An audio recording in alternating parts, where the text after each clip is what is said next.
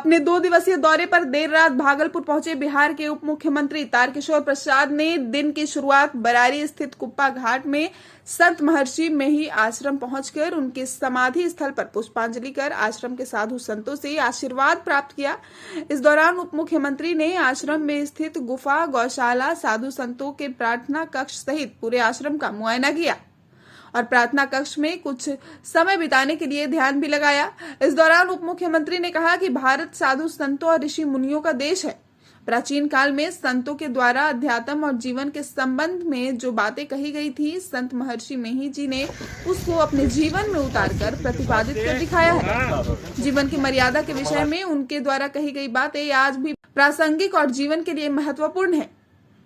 उप मुख्यमंत्री ने भागलपुर को संत महर्षि मेही जी का अवतरण भूमि करार देते हुए इसे हर एक बिहारी के लिए गौरव का विषय बताया। साथ ही उप मुख्यमंत्री ने भागलपुर की सारी परेशानियों को जल्द से जल्द दूर किए जाने की भी बात कही है। उप मुख्यमंत्री के साथ बड़ी संख्या में भाजपा कार्यकर्ता और अलग अलग विभाग के अधिकारी भी मौजूद रहे। देखिए, आज महर्षि मेही आश्रम में अपनी श्रद्धा सुमन अर्पित करने आया हूँ, क्योंकि महर्षि मेही ने जो हम सबों को अध्यात्म और जीवन के संबंध में जो पूर्व से भारत में संतों ने जीवन दर्शन के रूप में जो बातें कही हैं, उसको उन्होंने प्रतिपादित किया।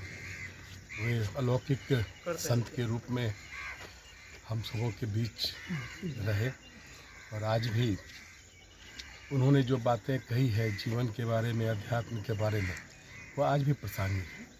क्योंकि देखिए, भारत संतों का देश रहा है, ऋषि मुनियों का देश रहा है और अनादिकाल से हजारों वर्ष पूर्व संतों ने जिन बातों को मनुष्य के जीवन की मर्यादाओं के संबंध में कहा है, वो आज भी प्रासंगिक है। हमने देखा है कि जो बातें बहुत सैकड़ों वर्ष पूर्व कही गई, आज भी लगता है कि मनुष्य जीवन के लिए उतना ही उसका महत्व है। और महर्षि में ही इस क्षेत्र में उनका अवतरण होने के कारण हम सब गौरवान्वित हैं कि बिहार का यह क्षेत्र संत के अवतरण की भूमि रही है। ये हमारे लिए गौरव का विषय है। और अभी हमने लगातार भ्रमण भी किया, कुछ बातें जो कठिनाइयां हैं उनको भी हमने महसूस किया।